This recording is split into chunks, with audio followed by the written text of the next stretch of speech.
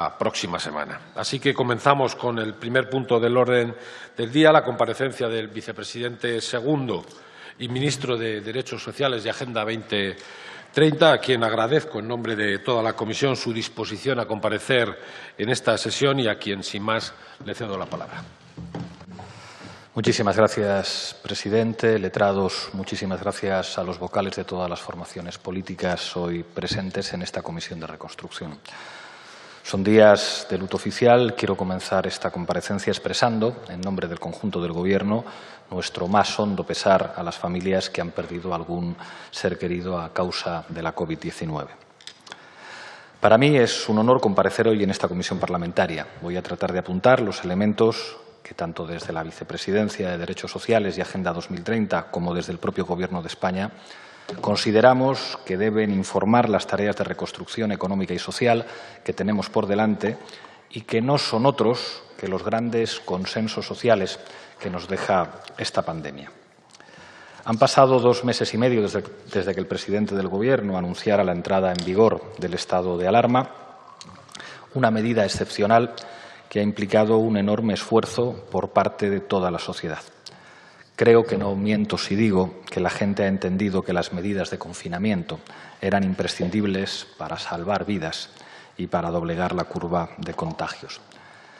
Pero quiero decir que el mérito de los datos que nos hacen ser prudentemente optimistas respecto a la contención del virus no se deben fundamentalmente ni a la acción del Gobierno ni a la heroica acción de nuestras fuerzas y cuerpos de seguridad. Se deben fundamentalmente al compromiso de la gente de nuestro país con el respeto y el cumplimiento de las medidas sanitarias, y a ellas y a ellos, a nuestro pueblo, quiero darles una vez más en nombre del Gobierno las gracias. La sociedad civil, encabezada por los profesionales de la sanidad pública, nos ha dado una lección de colaboración y de compromiso con el bien común. Creo que ese espíritu, demostrado en su praxis por los profesionales sanitarios, debe ser el que informe el trabajo de esta comisión, independientemente del carné de partido que cada uno o cada una llevemos en el bolsillo.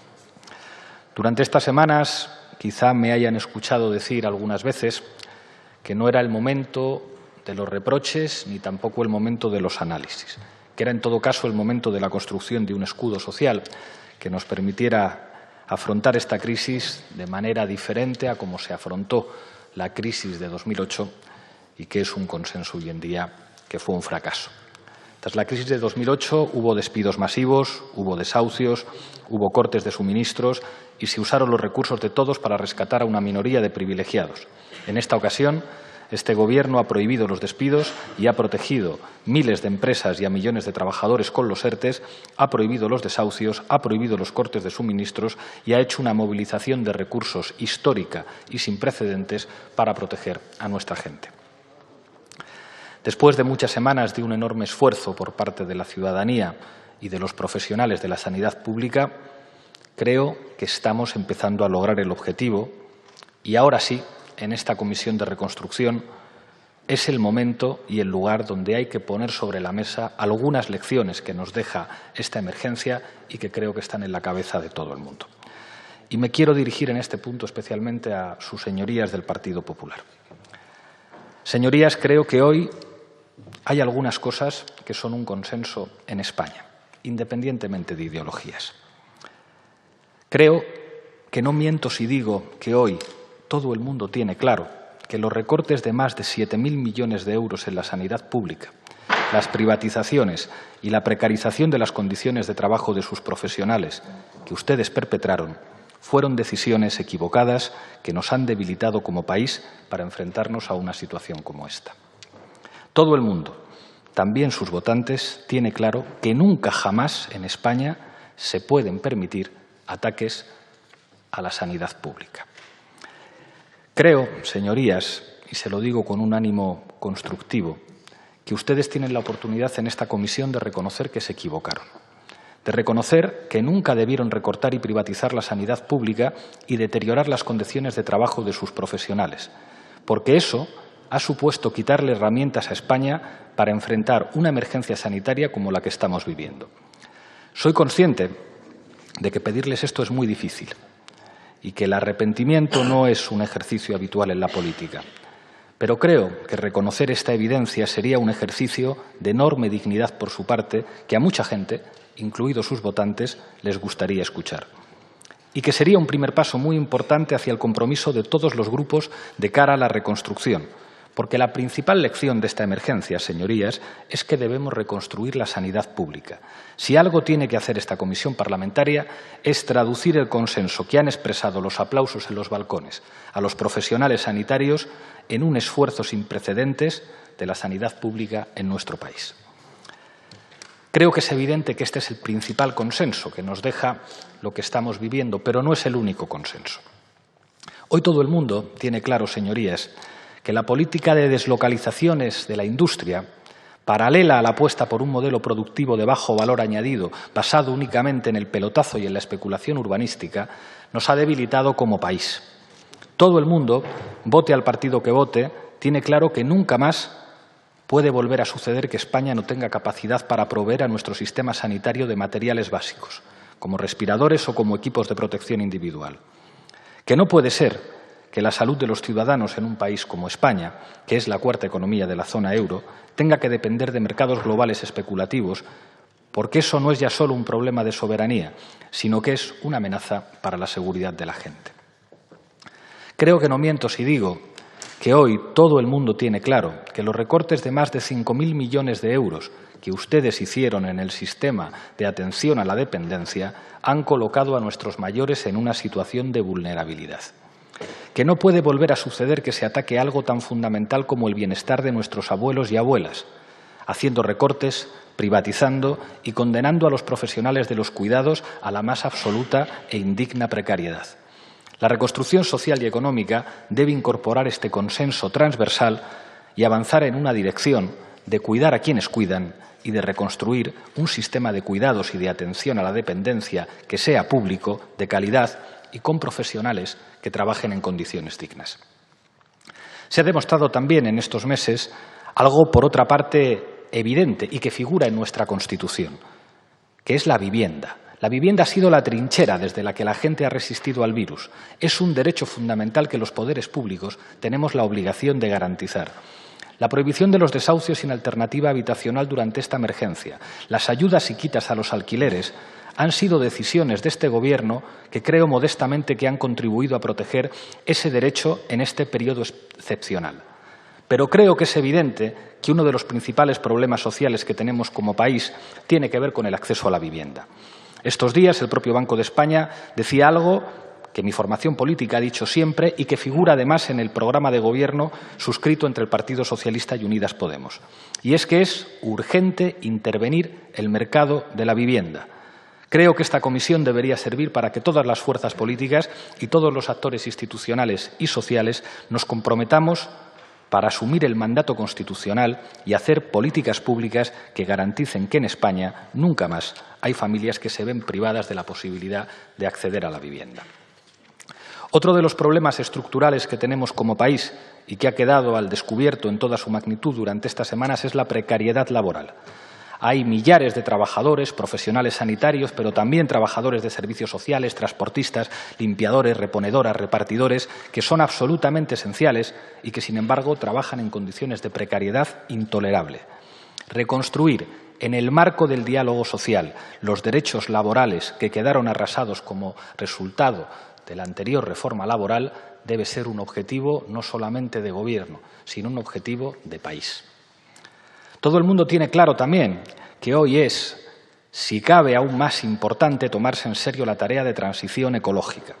Ha quedado más claro que nunca, a raíz de la pandemia, que lo que no es sostenible para la salud de las personas y del planeta tampoco es sostenible económicamente. Creo que el compromiso con la lucha contra el cambio climático y con un sistema económico que no coloque los beneficios de las grandes empresas contaminantes por delante de la protección del medio ambiente es un consenso social en España que debemos ser capaces de traducir políticamente en esta comisión. Todo el mundo tiene claro, señorías, que debemos salir de esta crisis de manera opuesta a cómo se salió de la crisis de 2008, si es que se salió. La crisis de la COVID-19 está cambiando todos los paradigmas. He comentado mucho estos días la máxima que circula en los foros de opinión económica que dicen que catástrofes como esta no convierten a los ateos en creyentes, sino que convierten a los neoliberales en neokeynesianos.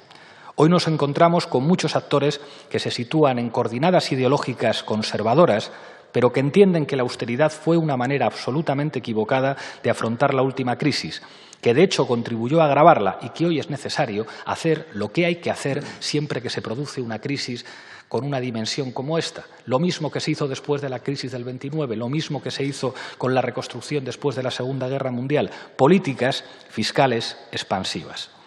Hoy es un consenso amplio que la clave para salir de esta crisis, la clave de la reconstrucción, es la inversión pública, que es necesario usar todos los instrumentos de los que disponemos para proteger a la gente y proteger el tejido económico. Es momento de invertir y de hacerlo concretamente en reforzar los derechos sociales y en el desarrollo del cuarto pilar del estado del bienestar, no solo porque sea una cuestión de justicia social, sino porque es una cuestión de eficiencia económica imprescindible para impulsar de manera fructífera la recuperación.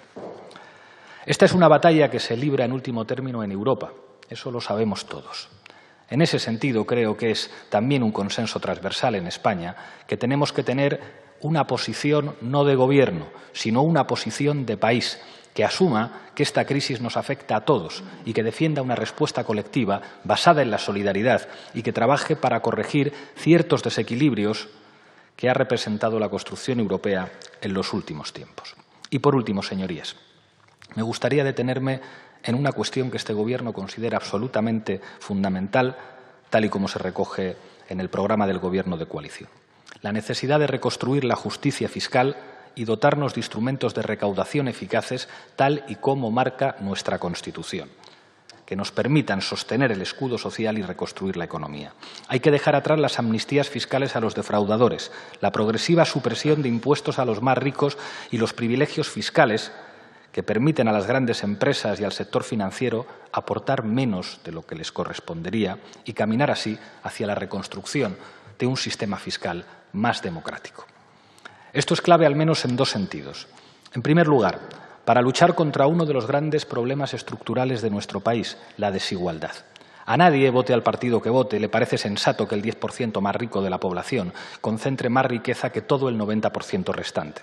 Eso tiene que ver en gran medida con el hecho de que la mayor parte de la carga fiscal en España recae sobre la clase trabajadora, los autónomos y la pequeña y mediana empresa, mientras que los que más tienen disponen de todos los instrumentos de ingeniería fiscal que hacen que en la práctica estén aportando mucho menos de lo que les corresponde. Si queremos luchar contra la desigualdad, señorías, necesitamos un sistema fiscal más redistributivo. Esto, de nuevo, tiene que ver con la justicia social, pero también con la eficiencia económica, porque las sociedades más prósperas, las sociedades más seguras y más eficientes son las sociedades más igualitarias. En segundo lugar, reconstruir la justicia fiscal es también una cuestión de patriotismo. En 2019 España recaudó un 7,4% del PIB menos que la media de la zona euro. A todos nosotros nos pagan los ciudadanos para defender sus intereses y para defender España. Y creo, por tanto, que todos tenemos la obligación de trabajar para corregir esa desventaja en términos de justicia social que tiene nuestra patria con respecto a los países de nuestro entorno. En España siempre ha sido habitual mirar hacia los países nórdicos como un modelo de referencia en cuanto a desarrollo democrático y bienestar social. Lo cierto es que son países con niveles de recaudación fiscal bastante superiores a los de nuestro país. Por lo tanto, si queremos pasar de las palabras a los hechos y ser patriotas de verdad y no solo patriotas de pulsera, si queremos parecernos un poco más a los países nórdicos, tenemos que empezar por acercarnos a ellos en lo que se refiere a justicia fiscal. Y creo que estamos en el mejor contexto para ello. Es un amplísimo consenso en toda Europa que son necesarios instrumentos como una tasa de reconstrucción, un impuesto a las grandes fortunas, para que los que más tienen puedan también arrimar el hombro y disponer de mecanismos para expresar su solidaridad con la patria, aportando recursos para reconstruir los servicios públicos y los derechos de todos.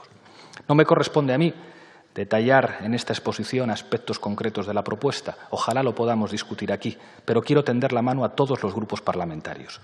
Un sistema fiscal más progresivo, un sistema fiscal que nos permita afrontar la reconstrucción Es lo que necesita nuestra patria. Todas estas son metas que, además, son claves para avanzar en el cumplimiento de los Objetivos de Desarrollo Sostenible de la Agenda 2030. Hoy, más que en ningún otro momento, la Agenda 2030 no puede ser una mera declaración, ni mucho menos una suerte de lavado de cara verde y social de los poderosos. Si existe una agenda que contiene el espíritu y las líneas fundamentales de lo que debería ser un proceso de reconstrucción de lo común, de los servicios públicos, de los derechos laborales, de los cuidados, de la justicia fiscal, de la igualdad, de la protección social, es, sin lugar a dudas, señorías, la Agenda 2030. Y una última reflexión y termino ya. Creo que si uno se fija en los elementos en los que me he ido deteniendo en esta exposición, cae fácilmente en la cuenta de que contamos con el marco idóneo para emprender las tareas de reconstrucción. La Constitución española. Nuestra Constitución, que se basó en el constitucionalismo europeo de posguerra, que tuvo que afrontar precisamente una etapa de reconstrucción, contiene una serie de artículos sociales y mecanismos para garantizar la primacía del interés general que deberían ser el común denominador para todas las formaciones políticas en este momento. La reconstrucción, señorías, pasa en gran medida por tomarnos en serio y hacer efectivos los derechos sociales que recoge nuestra Constitución. Nuestra mano está tendida a todas las fuerzas políticas, a las comunidades autónomas, a las diputaciones y ayuntamientos, a las organizaciones empresariales, a los sindicatos, a las plataformas de afectados por la hipoteca, a los sindicatos de inquilinos, a las organizaciones del tercer sector y al conjunto de la sociedad civil para llevar adelante una reconstrucción que no es la tarea de un gobierno, es la tarea de un país y requiere el concurso de todas y todos. Espero, señoría, que tengamos todos la suficiente altura de miras para ser capaces de poner por delante el interés general y hacer realidad elementos que son consensos transversales que comparte el conjunto de la ciudadanía, independientemente del partido al que vote, el territorio en el que viva o los símbolos con los que se emocione. Para que si en el futuro nos volvemos a ver en una situación como esta, que ojalá que no, podamos decir que aprendimos las lecciones de esta pandemia, que fuimos capaces cada uno de reconocer los errores del pasado y que fuimos capaces de reconstruir lo público y de reconstruir lo común. Muchas gracias.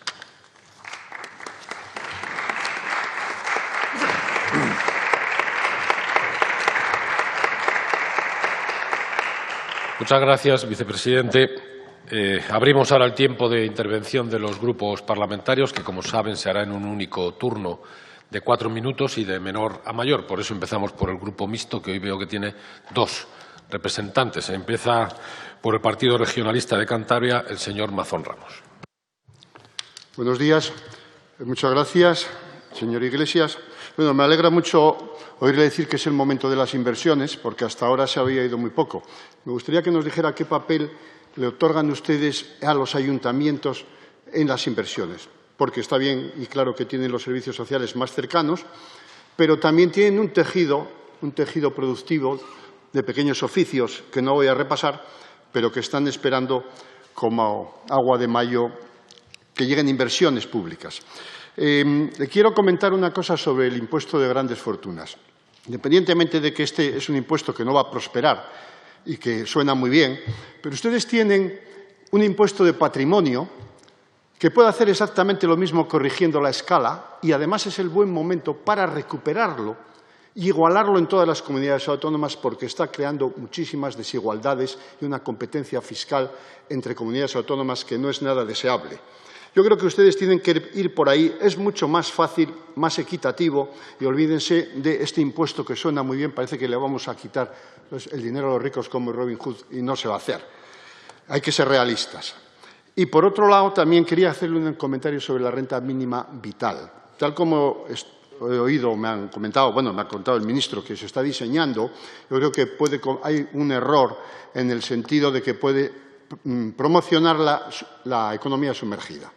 Pero yo creo que tienen que pensar ustedes en hacerla más universal y corregirla luego en los tipos de IRPF, pero que no sea incompatible con el trabajo hasta cierta escala. Esto se puede modular, pero si no van ustedes a conseguir una economía sumergida mucho mayor, porque habrá gente que querrá cobrar la renta mínima vital y al mismo tiempo seguir trabajando.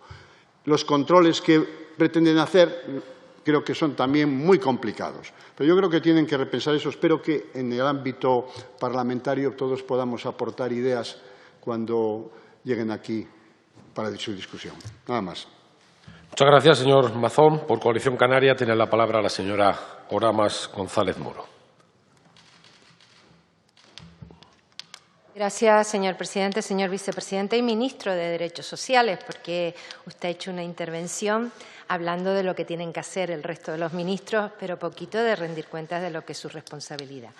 Voy a ser telegráfica. Lo primero que le digo, la ley de dependencia implicaba que el Gobierno de España pagara el 50% de la ley de dependencia. Solo pagan en este momento el 23%. Entonces, le quiero preguntar, ¿cuándo el Gobierno piensa cumplir la ley de dependencia a esos más vulnerables, como usted hizo el discurso? Segundo, el tema de la pobreza. En los presupuestos del Estado del 2019 y del 2020 había 30 millones de euros para la pobreza en Canarias. No por un tema de voluntarismo ni nada de nada, sino porque está previsto en el régimen económico y fiscal y está previsto en el Estatuto de Canarias. En el 2019 solo llegaron 12 y este año 18 de los 30 millones. ¿Tiene previsto el ministro transferir a Canarias esas partidas que están nominativas, bien por nominativa o bien por convenio? Son 30 millones para la pobreza en Canarias. Tercera cuestión. Usted habla del tercer sector. Se han quitado a Canarias 100 millones de las políticas activas de empleo que daban trabajo a los centros especiales de empleo, a las mujeres víctimas de violencia de género, a temas de formación. Y usted habla del tercer sector y de los sectores más vulnerables. ¿Va a reponer el Gobierno los 100 millones de las políticas activas de empleo, que era para crear empleo en los sectores más vulnerables, o es su teoría de que hay que tener subvencionada a la sociedad? Continúo. Como usted coordina, ¿cuándo piensan firmar el plan de empleo de Canarias, que son 42 millones para que los ayuntamientos contraten a las personas de difícil inserción laboral? Sigo. Y la última. He hablado con el defensor del pueblo. En este momento, ACNUR, Cáritas y Cruz Roja dicen que la situación más vulnerable en este país son las familias venezolanas con niños que están en este momento en una situación donde no se están tramitando ni los permisos de residencia ni las solicitudes de asilo. ¿Va a exigir usted a todos esos miles de venezolanos, muchos de ellos en Canarias, que se tramite de forma inmediata un papel que les permita alquilar, comer e incluso trabajar? Nada más. Y una pregunta. ¿Ha reflexionado usted si usted hubiera aceptado ser ministro de Sanidad? ¿Qué hubiera pasado en este país? Porque usted lo despreció, porque era una María. Muchas gracias, señora Oramas. Ha cumplido su tiempo. Por el Grupo Parlamentario Euskal Herria Bildu tiene la palabra la señora Espurú Arzallus. Gracias. Vaya por delante, señor vicepresidente, vaya por delante el respeto de nuestro grupo a personas que, como su padre, se atrevieron a confrontar contra una dictadura franquista que se llevó por delante la libertad de nuestro pueblo y de los pueblos del Estado español durante 40 años. La pandemia, efectivamente, nos ha puesto también sobre la mesa la necesidad de elegir, de hacer elecciones. También le ha puesto al Gobierno, a este Gobierno, en esta tesitura, y se están tomando decisiones importantes, acertadas, muchas, en materia social, para dar cobertura y respuesta, porque efectivamente la crisis, usted lo ha dicho, nos afecta a todos, pero más a unos que a otros. Es también una crisis sanitaria. Es una crisis sanitaria, pero también es política, y lo es a nivel global, a nivel mundial. Y lo que se decida hoy dibujará el futuro de mañana. Creo que también en ese sentido estamos ante la necesidad de colocarnos ante la disyuntiva de fascismo o democracia, y tal y como lo dijimos en la sesión de investidura, este Estado, a la vista está, necesita de mucha cultura democrática y de pedagogía antifascista. Estamos de acuerdo con usted en que defender la sanidad, los servicios públicos, son consensos sociales. Y también lo es, al menos entre los millones de trabajadores y trabajadoras de este Estado, que la reforma laboral precariza sus vidas y que hay que reformarla. No les gustará a los del gran capital, pero, como usted dice, debemos legislar para hacer realidad esos consensos, los sociales. Los consensos que existen entre la gente, y la protección laboral es uno de ellos, de los más amplios, además. Estamos de acuerdo también en que la necesidad de poner impuestos a los ricos y a las grandes empresas y bancos es también un consenso entre la gente. Mi pregunta es cómo va a desarrollar estos consensos, porque usted sabe que en esto no se puede esperar y que realmente son materias urgentes. Y también cómo se va a asegurar que el escudo social y económico no va a decaer después de la pandemia sanitaria, sino cómo se va a mantener y ampliar para la pandemia económica y social que tenemos enfrente. Nuestra formación está dispuesta a empujar en este terreno, a avanzar en este terreno, y ahí nos podremos encontrar. Muchas gracias. Muchas gracias, señora Aizpurúa. Por el Grupo Parlamentario Vasco, Euskal Alderdi Jeltzalea, PNV, tiene la palabra el señor Barandiaran. Sí, muchas gracias, señor presidente. Señor vicepresidente, bienvenido. Muchas gracias también por su intervención. Bien, me ha parecido su intervención que ha sido un tanto generalista, menos concreta, lógicamente, porque son un momento de principios más que otra cosa. Pero, sin embargo, sí hay algo que quiero destacar, es determinada actitud, ¿no? Y lo voy a hacer precisar en una de las cuestiones que usted ha planteado, que es la de Europa, que quizás se está valorando demasiado poco y creo que es uno de los ejes fundamentales por los que ha de pasar la reconstrucción en todos los órdenes, sanitaria, social y económica, y sobre todo la proyección a futuro de la protección frente a cualquier hipotética pandemia o cualquier riesgo incierto como el que nos ha sobrevenido en esta ocasión. Usted ha dicho que la posición que espera de los partidos en esta Cámara respecto de la cuestión europea, respecto del problema europeo, es que sea una posición no de gobierno, sino de país. Bien. Creo que esa es la actitud, pero no solo en materia europea, sino en absolutamente todas las cuestiones que usted ha precisado, a las que usted se ha referido. Y por eso, precisamente, le quiero llamar la atención quizás en otro aspecto. De las materias que usted ha tocado, por llamarlo de alguna manera, y aquellas que hacen referencia sobre todo a un ámbito de protección social, muchas son competencias de las comunidades autónomas en un Estado descentralizado en el que si de verdad nos empezamos a creer que lo es solo, que lo es también políticamente y no solo administrativamente, debemos de avanzarle en las soluciones en ese camino y no en otro. Porque, por ejemplo, el primer campo de juego, el de la sanidad, usted ha hecho referencia a que hay que reconstruir la sanidad pública. Mire, creo que ayer, anteayer, todos estos días se está oyendo a determinados sanitarios en el País Vasco, ¿no? Hacer mención de que qué es lo que han vivido. Decían que han vivido el fenómeno que todos hemos vivido, pero que en el que han entendido que las infraestructuras sanitarias han funcionado, pero que lo que ha habido es un acogotamiento del personal sanitario.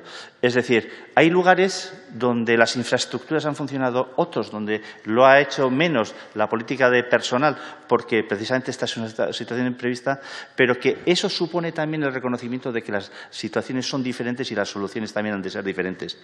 Lo mismo en materia de cuidados, lo mismo en materia de vivienda. ¿Qué le voy a hacer mención a la situación, a la cuestión fiscal? Es decir, que me gustaría que interiorizara el Gobierno, usted también, seguramente que usted lo ha interiorizado también antes, que la solución a los problemas que pueda venir, que las soluciones a las propuestas de reconstrucción que han de venir, se han de hacer desde el plano del respeto al ámbito más eficaz de la solución, que es aquel más cercano al ciudadano, que es aquel que ya está reconocido en el ámbito de descentralización política del Estado. Es decir, hay que saber proponer, hay que saber guiar y hay que saber acordar en términos de reconstrucción social, económica, también laboral, pero también política. Y en ese sentido me gustaría que el empuje del Gobierno fuera en esa dirección. Nada más. Muchas gracias. Gracias, señor Barandiaran. Por el Grupo Parlamentario de Ciudadanos tiene la palabra la señora Jiménez Jiménez. Buenos días, muchas gracias, presidente, vicepresidente. Iniciaré haciendo esa llamada al consenso, a la unidad y a la efectividad para resolver el problema actual que es de gran envergadura al que nos enfrentamos. Y además, haciendo una referencia también a que deben quedar los discursos ideológicos fuera de nuestro trabajo en esta comisión de reconstrucción para la salida del país y igualmente pues fuera, tras el lamentable espectáculo que vimos ayer en el propio Pleno, creo que hablar de apellidos, hablar de pues el pasado de nuestros padres está, por respeto a la ciudadanía, está fuera de lugar en este tipo de contexto. Es importante tener en cuenta cuál es el papel del tercer sector de acción social en esta materia y creo que además usted es muy consciente. Y por ello también me sorprende y me gustaría el compartir con usted el porqué de la reducción del presupuesto del IRPF para las entidades del tercer sector de acción social y en el impuesto de sociedades, porque creo que hay que conocerlo por dentro, ver cuál ha sido su papel en la actualidad y en nuestro futuro, en lo que es la respuesta a los más vulnerables, en lo que es la respuesta de una solución multidimensional a las personas que realmente más lo necesitan. Entonces, me gustaría tener más información al respecto y ver si puede reconsiderarse esa reducción de fondos. Las personas mayores es otro de nuestros bloques de trabajo en esta comisión. Creo que los datos evidencian que hemos fracasado en lo que es la protección a nuestros mayores. Hemos fracasado como generación con aquellos que realmente han construido nuestro país, porque tenemos claro que un 70% de las personas fallecidas han sido nuestros mayores, y mayores además que vivían en su mayoría en residencias. Creo que es importante, yendo un poco al plano práctico, tener en cuenta la necesidad de establecer protocolos claros de trabajo ante cualquier rebrote. Creo que tenemos que ir hablando de cuestiones prácticas y eso conlleva el destacar la necesidad de la protección, del aislamiento, de la asistencia medicalizada, siendo conscientes que nuestras residencias no son centros médicos, sino que son hogares de nuestros mayores. Creo que ahí debe haber un replanteamiento de nuestro sistema de cuidados. Por eso me gustaría ahondar un poquito más en eso, yendo a la práctica en cómo lo vamos a hacer, porque no nos podemos permitir el que haya cualquier rebrote y que no haya una respuesta efectiva y coordinada, porque realmente nuestros mayores es que es lamentable ver cómo han fallecido solos y la falta de coordinación estatal y autonómica que ha habido en esta materia. Hablaremos igualmente del bloque de inclusión social y los grupos más vulnerables. Somos conscientes que a todos nos afecta la crisis, pero aquellos que peor lo pasan, aquellos grupos que están en mayor necesidad, son a quienes azotan de lleno. Las mujeres, las personas discapacitadas, el pueblo gitano, las personas que viven en asentamientos, las personas sin hogar. ¿Qué respuestas damos a la situación venidera que nos viene en este proceso de reconstrucción? Quiero recordar las colas de hambre que vemos en cada una de nuestras ciudades. Eso significa que nuestro sistema de ayudas, nuestras prestaciones no están siendo suficientes. ¿Qué es lo que vamos a hacer? Por un lado, tenemos también el que plantearnos, ha hablado de vivienda.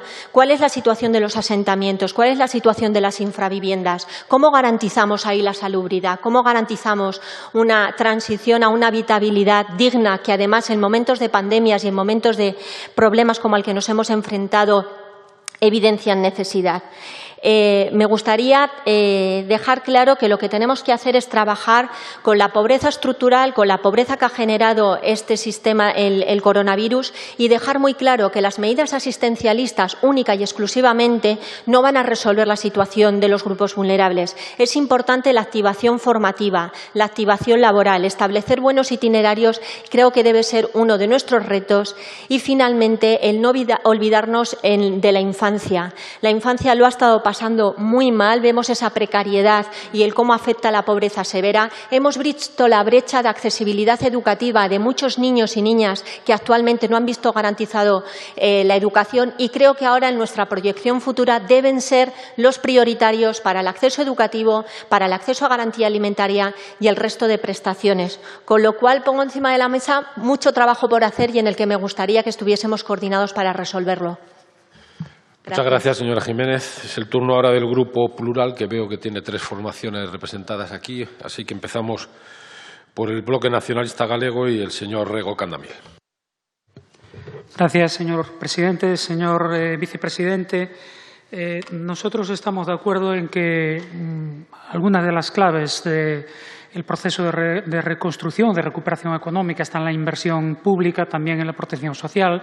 Para eso es necesario movilizar recursos y solo hay 2 formas de hacerlo: sacárselo a los que menos tienen por la vía de los recortes sociales, esa vieja receta que ya conocemos de los últimos años, o buscarlo precisamente en quien más tiene. Usted habla de una medida que nosotros venimos defendiendo como una tasa de reconstrucción, un impuesto a las grandes fortunas, y la primera pregunta ¿es una opinión suya, una opinión de su grupo, o va a ser política del Gobierno ese impuesto a las grandes fortunas? En segundo lugar, al lado de esta medida, nosotros venimos defendiendo otras tres que creemos que son medidas valientes y necesarias para movilizar esos recursos, recuperar plenamente el fondo de rescate bancario. Creemos que reducir drásticamente el gasto militar renunciando a los programas de compra de armamentos y, en tercer lugar, nacionalizar las grandes corporaciones, empezando por las públicas, por las que fueron públicas y que nunca debieron haber sido privatizadas. Hoy tenemos una mala noticia, el posible cierre de Alcoa. Nosotros vamos a defender que, si eso se confirma, Alcoa debe ser nacionalizada para garantizar la continuidad de la actividad y de los puestos de trabajo. Queremos saber cuál es su opinión en relación con estas tres medidas. Una tercera cuestión es sobre el ingreso mínimo vital. Nosotros preferimos hablar de salario, de inserción laboral y social, porque creemos que la mejor manera de garantizar vida digna es precisamente garantizar un trabajo digno y un salario justo, ¿no?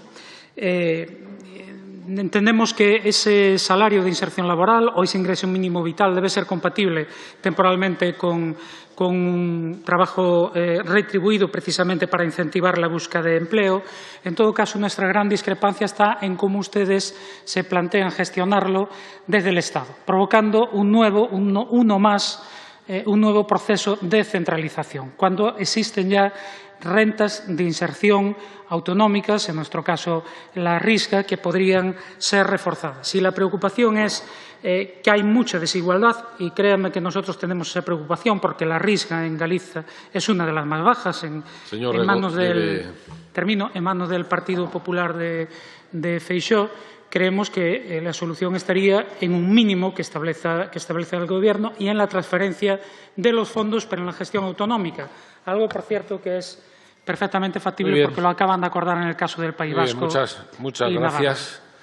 Por Més Compromís tiene la palabra el señor Baldoví Roda. Muchas gracias, presidente. Primero, expresar mi vergüenza, como supongo que la de millones de ciudadanos, al ver el espectáculo que se produjo en el pleno de ayer, cuando algunos miembros de la derecha, y digo algunos miembros de la derecha, la extrema derecha, convirtieron la Cámara en un lugar que realmente no me gustó ver. Segundo, evidentemente, diferente gobierno, diferente salida de la crisis, y por eso algunos propiciamos que este gobierno tuviera la mayoría que necesitaba para que, entre otras cosas, pudiera hacer las cosas que está haciendo.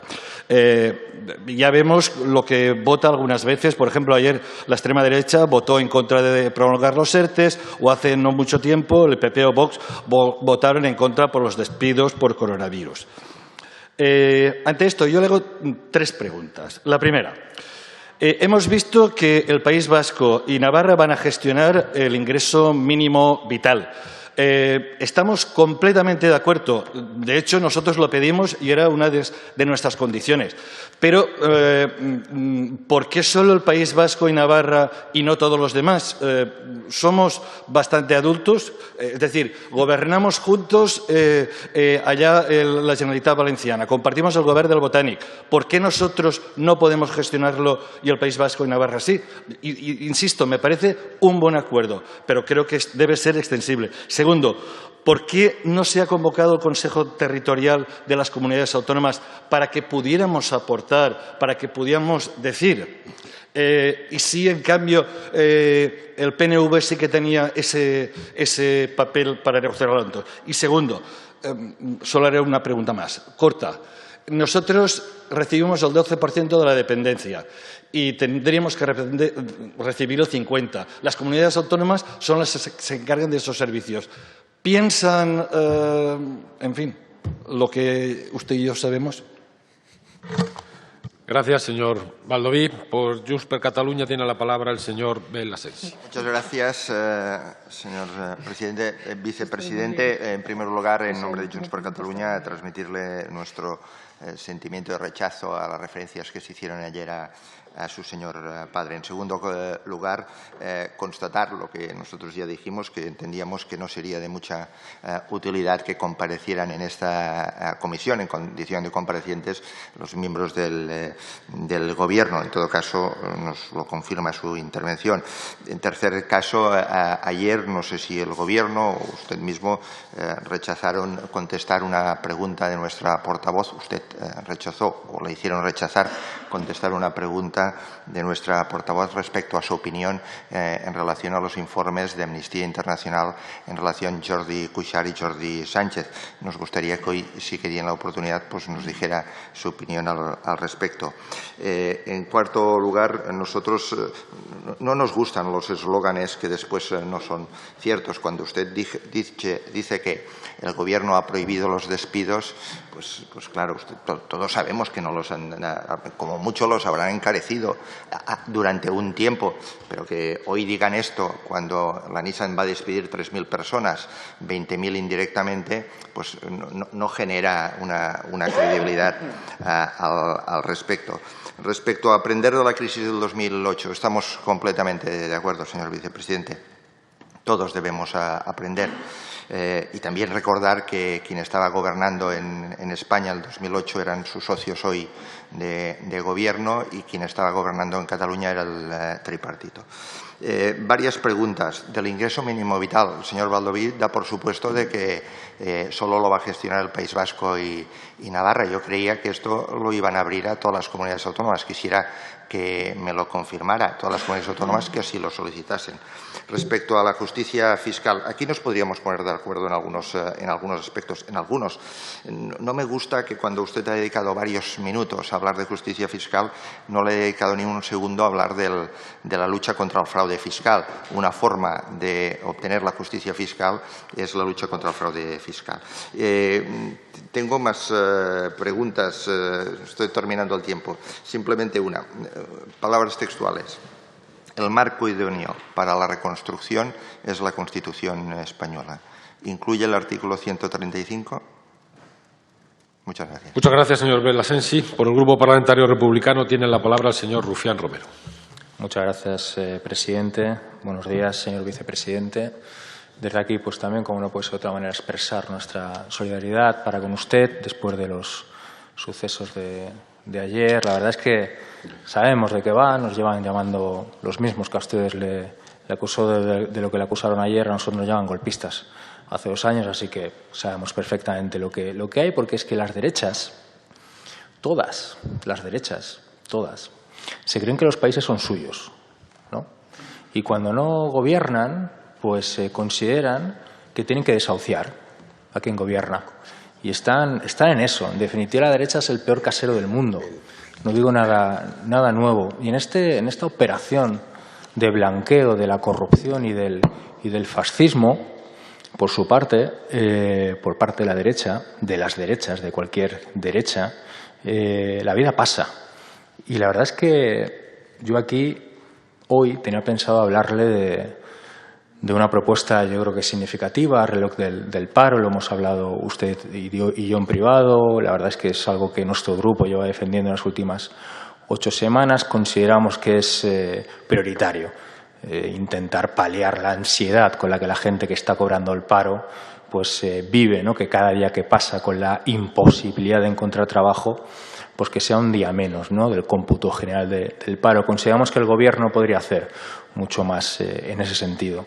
Pero es que mientras estamos hablando nosotros, hay una serie de trabajadores que están luchando por sus puestos de trabajo a las puertas de la Nissan en Cataluña. Como sabe, se acaba de anunciar el cierre de las 3 plantas de esta empresa. Estamos hablando de 3.000 puestos de trabajo directos y más de 20.000 indirectos. Además, estamos hablando de una empresa que ha recibido en la última década 170 millones de euros públicos.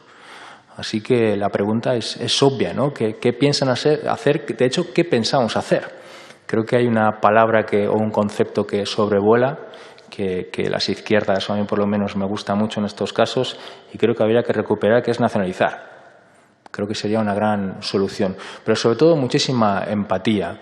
Y se lo digo claramente, hay una compañera suya en el Ayuntamiento de Barcelona, Janet Sanz, a la cual yo respeto enormemente, pero creo que de una forma muy desafortunada, el otro día respondió que, bueno, si les despedían, pues que hicieran bicicletas, ¿no? Porque lo prioritario no eran coches, sino bicicletas, que suena un poco a esto de si pasan hambre que coman pasteles, ¿no? Yo creo que tenemos que todas las administraciones mostrar mucha más empatía. Desde aquí, la solidaridad para con todos los trabajadores que están luchando por sus puestos de trabajo y, sobre todo, preguntarle pues, a ver qué podemos hacer para ayudar a esta gente. Muchas gracias. Gracias, señor Rufián. Por el Grupo Parlamentario Confederal de Unidas Podemos, en Común Podem, Galicia en Común, tiene la palabra la señora Fernández Castañón. Gracias, presidente. Buenos días. Gracias, vicepresidente. Siguiendo el hilo de su comparecencia, con ese diálogo político que creo que tiene que tener esta comisión, pensaba en algo que la diputada Ana Pastor decía en esta misma comisión el martes pasado y hablaba con buen criterio que no se podía evitar la pandemia, pero sí se podía haber evitado el desborde sanitario. Yo no puedo sino coincidir con esa aseveración, no porque no se hubiera señalado por parte de la Marea Blanca y por parte de tanta ciudadanía que alertó de que debilitar nuestros servicios públicos y concretamente nuestra sanidad pública podía llevarnos a situaciones de desborde sanitario como hemos visto. Claro, visto así, una lo dice con toda la intención, porque no se trata de reproches, como bien se decía, sino de señalar los errores y no volver a cometer los mismos de aquellos lodos, de aquellos polvos, estos lodos, y deberíamos cambiar las estrategias. Por eso es importante hablar de la protección de los servicios públicos y es importante hablar de la política fiscal, que sea justa, que sea progresiva y nos coloque en los parámetros de la Unión Europea, y que además hablemos del impuesto a las grandes fortunas, porque esto va de justicia y no de caridad en formato donativos. Pero además de esto, creo que es importante que esta comisión no haga el idiota. Y lo digo con toda la cordialidad parlamentaria, porque creo que el mandato que tenemos es, sobre todo, no hacer el idiota y no señalar o culpar a quienes vienen alertando de cuáles son los problemas. Tanto la OMS como el movimiento feminista nos hablan de que la salud no está circunscrita únicamente a no tener enfermedades, sino que comprende muchas más cuestiones. Un sistema de bienestar social, de bienestar personal, de bienestar de salud, de bienestar mental también. Y, por lo tanto, tenemos que hablar del trabajo de cuidados. El marco de la Constitución debe reconocer también el derecho de todas las personas a ser cuidadas, porque lo vamos a necesitar en cualquier etapa de nuestra vida. Y entonces tenemos que hablar del reconocimiento laboral, económico, social de quienes realizan los trabajos de cuidados y que esto forme parte de nuestro modelo productivo y parte también de nuestro Producto Interior Bruto. El movimiento feminista lo ha señalado muy bien. Además, hablar de modelo productivo, y ya se ha dicho, implica hablar de deslocalizaciones, implica mencionar en un día como hoy tanto la situación que pasa en Nissan como la que está pasando Alcoa, y también hablar de derechos laborales y hablar de los 4 trabajadores en huelga de hambre en Sisión por EBI. Y aquí me gustaría llevar a una reflexión y citar a un referente que sin duda es Julio Anguita. Él hablaba de que en política era necesario más laicismo y no tanta religiosidad. La religiosidad nos puede hacer despreciar ideas que vienen de agentes políticos que no compartimos sus premisas y, por lo tanto, desterrar propuestas que, sin embargo, si aplicamos una mirada laicista en el ámbito político, sí que podemos aprovechar, y creo que esta comisión tiene ese mandato. Hace 10 años que acababa una serie de JJ Abrams y de Lindelof, Lost, Perdidos, nos dejaba una premisa muy clara y creo que la hemos visto con claridad en esta situación. Nos decía vivir juntos, morir solos. Creo que el mandato claro que tiene que tener esta comisión de reactivación social y económica es tener muy claro que de esto solamente podemos salir juntas, y eso implica estar protegiendo nuestros servicios públicos, implica también una política fiscal que sea justa y, sobre todo, que escuchemos todas las propuestas, porque siempre que son ideas tienen que ser valoradas, vengan de quien vengan, y que no hagamos el idiota, porque ni esta comisión, ni el Parlamento, ni mucho menos la ciudadanía nos lo podemos permitir. Muchas gracias. Muchas gracias, señora Fernández Castañón. Por el Grupo Parlamentario Vox tiene la palabra la señora Ruiz Solás. Muchas gracias. Buenos días. Gracias, señor presidente, y gracias, señor vicepresidente del Gobierno. Señor Iglesias, nosotros venimos a esta comisión para la reconstrucción social y económica sospechando que en realidad solo forma parte de una estrategia de marketing y de comunicación política, sin más intención que enredarnos y entretenernos para acabar imponiéndonos su programa de gobierno. Aún así, estamos aquí con la firme voluntad de aportar, aunque sinceramente nuestra esperanza de que haya algo de verdad en sus intenciones de reconstrucción es nula, desde el mismo momento en que esta comisión se constituyó ya con un lastre, el del acuerdo secreto y vergonzoso con quienes han expresado explícitamente su desprecio por el futuro de España para derogar la reforma laboral, que ha dinamitado el diálogo social imprescindible y que, desgraciadamente, impide del todo y sin remedio cualquier posibilidad real de reconstrucción económica. Señor Iglesias, reconstruir es volver a construir algo utilizando los elementos necesarios y adecuados. Pero si no tenemos esos elementos, es imposible construir ni reconstruir nada, por mucha buena voluntad, esfuerzo colectivo, obligación moral y todas esas consignas y conceptos tan evocadores, pero desgraciadamente tan vacíos, que se suelen repetir como parte de ese guión de lo políticamente correcto que ya nadie se cree. Pero es que, aun teniendo los elementos adecuados, hay cosas que ya no se pueden reconstruir, señor Iglesias, que es imposible reconstruir por mucho que nos empeñemos. Dígame si no cómo reconstruimos lo que ha pasado con nuestros mayores en las residencias. ¿Cómo hacemos para reconstruir eso, señor Iglesias? ¿Cómo reconstruimos la indignidad que representa dejar morir a miles y miles, nunca sabremos cuántos en realidad, de mayores sin recibir ni la atención que merecían, ni el cariño que necesitaban, ni tan siquiera el consuelo de estar junto a los suyos en su lecho de muerte? ¿Cómo les devolvemos la memoria a esas miles de personas y a sus familias? ¿Cómo nos enfrentamos a este drama humano consentido por quienes tenían el poder y la capacidad para evitarlo, pero no lo hicieron? ¿Cómo asimilamos el sufrimiento y el sentimiento de culpa por la inmoralidad cometida y por este comportamiento indecente con los mejores de entre todos nosotros? Porque ellos, nuestros mayores, son los mejores de entre todos nosotros, señor Iglesias. Dígame cómo vamos a reconstruir nada si ni siquiera han hecho ustedes el ejercicio de reconocer su culpa, si ni siquiera reconocen el mal que han hecho, ni los errores que han cometido, si ni siquiera son capaces de decirnos la verdad sobre cuántos de nuestros mayores han muerto en las residencias. Señor Iglesias, a mí me gustaría saber si han aprendido algo de todo esto. Me reconfortaría saber, y creo que a todos los españoles también, si todo este sufrimiento va a servir para algo. Porque si no han aprendido nada, es imposible que ustedes puedan reconstruir nada. Muy al contrario. Van a seguir destruyendo lo que tanto les costó levantar precisamente a esos mayores a los que quieren borrar de nuestra memoria. Pero me temo que no han aprendido nada. Solo hay que leer su proposición no de ley para el nuevo modelo de residencias de mayores que su grupo Unidas Podemos ha presentado a la mesa del Congreso para su debate en el Pleno, en la que entendemos que lo que nos están planteando es su plan para la reconstrucción social en el ámbito de las residencias de mayores, y en la que culpan de la obscena tasa de mortalidad que hasta ustedes reconocen a las carencias de nuestro modelo de residencias, relacionando las muertes con la precariedad laboral y con el escaso valor que se le da al trabajo de cuidados, y lo que es más sorprendente, con el hecho de que las residencias privadas ganen dinero por su actividad. Señor Iglesias, no se engañe ni pretenda engañar tampoco a los ciudadanos. Nuestros mayores no han estado muriendo por miles porque sus residencias fueran públicas o porque fueran privadas o porque fueran propiedad de fondos buitre o porque fueran muy rentables económicamente, ni por los recortes. Es mentira, señor Iglesias. Nuestros mayores no han muerto ni por los recortes del PP, ni por los recortes del Partido Socialista, ni por un tema de justicia fiscal. No han muerto por nada de eso. Ni tampoco porque los médicos, enfermeras, personal de limpieza y resto de personal sanitario trabajaran en malas condiciones o en situación de precariedad o cobrando sueldos de miseria, como usted proclama constantemente. Nuestros mayores han muerto porque los 300 millones de euros que usted se vanagloria de haber puesto a disposición de las comunidades autónomas no eran para curar. No eran para curar, señor Iglesias. Usted mismo lo ha dicho, eran para EPIs, para contratar más personal, pero no para curar. Nuestros mayores han muerto porque no se les ha llevado a los hospitales, ni públicos ni privados, ni aún sobrando UCIs.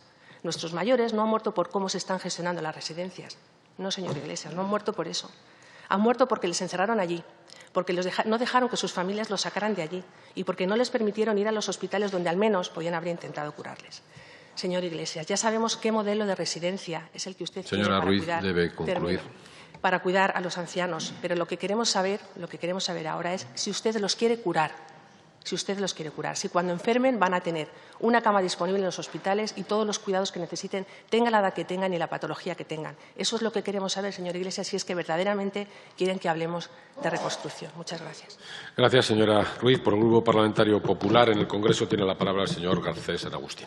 Muchísimas gracias, señor presidente. Señor vicepresidente, también muchísimas gracias por su comparecencia, como no puede ser de otra manera. Fíjese qué paradoja.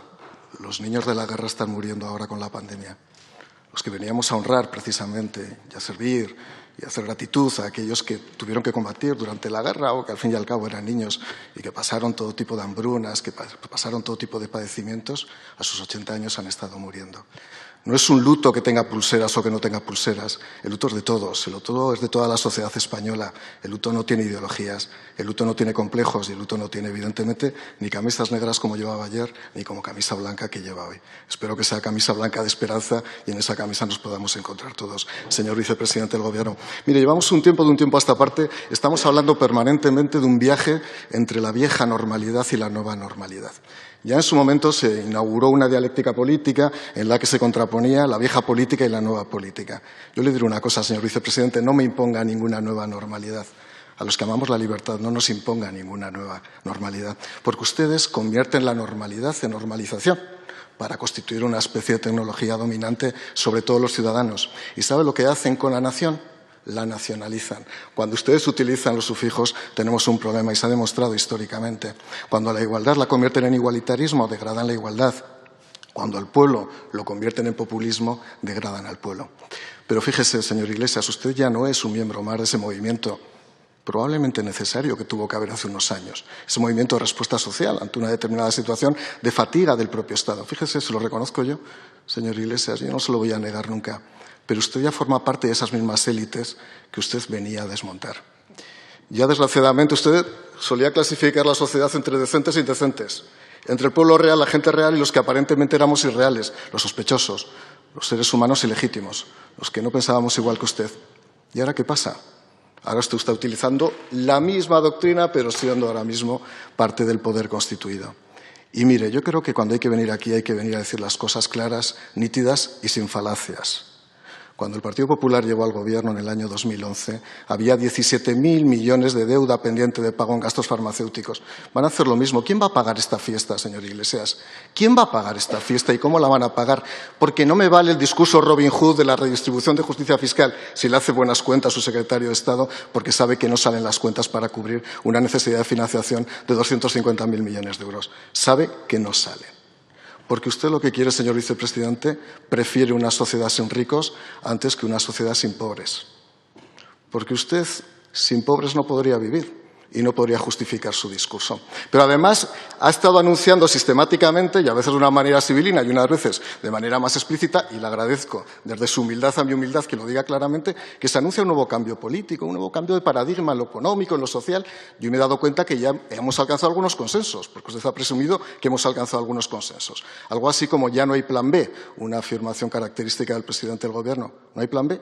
Esto es un contrato de adhesión. El Estado soy yo. O podemos opinar los demás y podemos construir consensos.